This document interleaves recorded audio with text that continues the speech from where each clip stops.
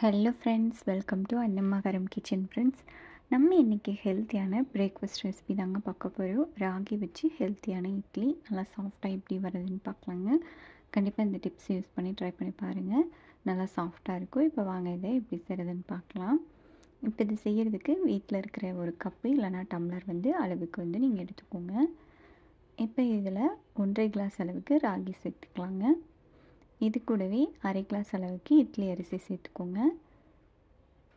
இப்போ இதை சேர்த்துட்டு தண்ணி சேர்த்து நல்லா இதை அலசி எடுத்துக்கலாம். ராகியில் தூசு நிறையா இருக்குங்க. அதனால் அதை ஒரு 4-5 தடவை நல்லா அலசி எடுத்துக்கோங்க.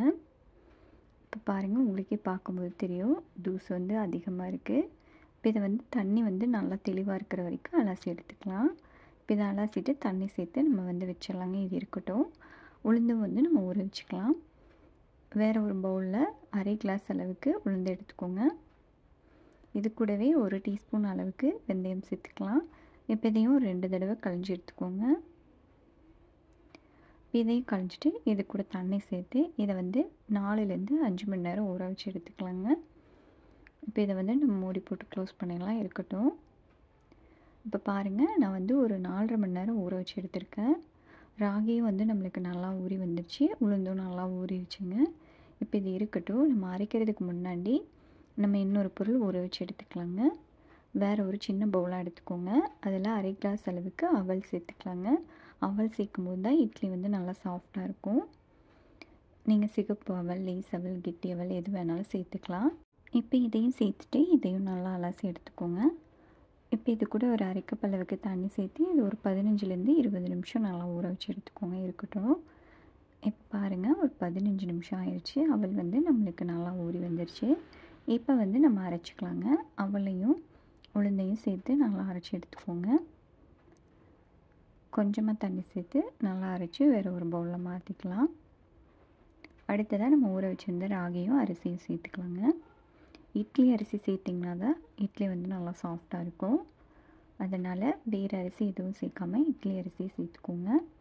இப்போ இதையும் அரைச்சி நம்ம அதே பவுலில் சேர்த்து இதை நல்லா கலந்து விட்டுடலாம். இப்போ கலந்து விட்டுட்டு மூடி போட்டு நைட் ஃபுல்லாக அப்படியே விட்டுருங்க. நம்மளுக்கு மாவு நல்லா புளிச்சு வரட்டும். இப்போ பாருங்கள், அடுத்த நாள் காலையில் மாவு நல்லா பொங்கி நல்லா புளிச்சிருச்சு. உங்களுக்கு பார்க்கும்போது தெரியும் பாருங்கள். மாவு நல்லா பொங்கி வந்துருந்துச்சுன்னா தான் இட்லியும் நல்லா சாஃப்டாக வருங்க. இப்போ இதை நல்லா கலந்து விட்டுடலாம். இப்போ இது கூடவே தேவையான அளவு உப்பு சேர்த்துட்டு நல்லா கலந்து விட்டுருங்க. நான் கல் உப்பு சேர்த்துருக்கேங்க.